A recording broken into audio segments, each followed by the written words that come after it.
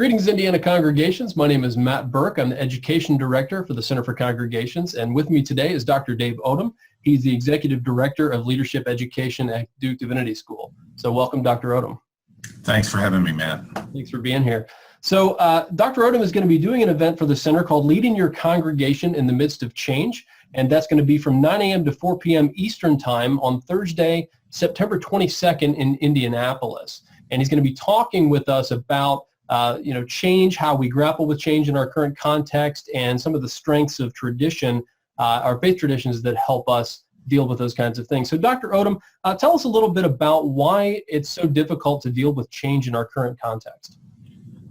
Matt, when I became a pastor 30 years ago, and then when I became a church consultant about 20 years ago, the issue then was, in all the books and so forth, was like, how do you get the congregation to change? So it was like pushing change.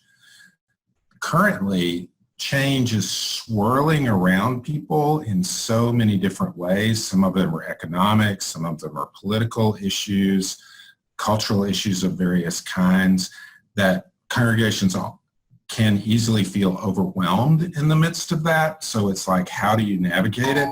And then a few other people have this challenge that nothing seems to be changing in their context, and how do they deal with that, given the fact that when they open the internet and look at the world, they see a lot of change, violence, etc. going on. So it's more now like riding the whitewater as opposed to trying to paddle across the lake.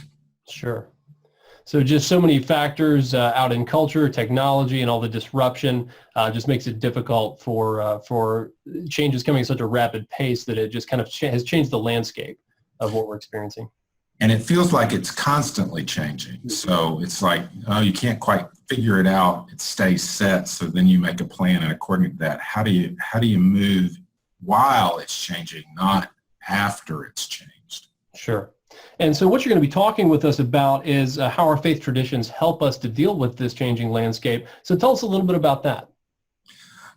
So there's a part of the faith traditions that feel very old, especially to people who are on the outside. It's like that's old news. But those of us that are in the faith traditions, that are a part of congregations, we know that it's this amazing story that started well before we ever came along and had promises to continue way after we're gone. And so that story, it's something that we participate in, that we don't have control over, that we can lean into, and that really long trajectory of that story provides some amazing insight, because this is not the only time in which people have been overcome by change. So it's the mining of that which is really old, of course, for the current moment, as opposed to sort of thinking, the opposite, which is kind of like, well, it doesn't really matter. What we got to do is be current or vital. I want to argue that, in fact, the tradition helps us a great deal and helps us make sense of the change in ways that people who don't have that tradition might find refreshing and helpful to them as well. Excellent.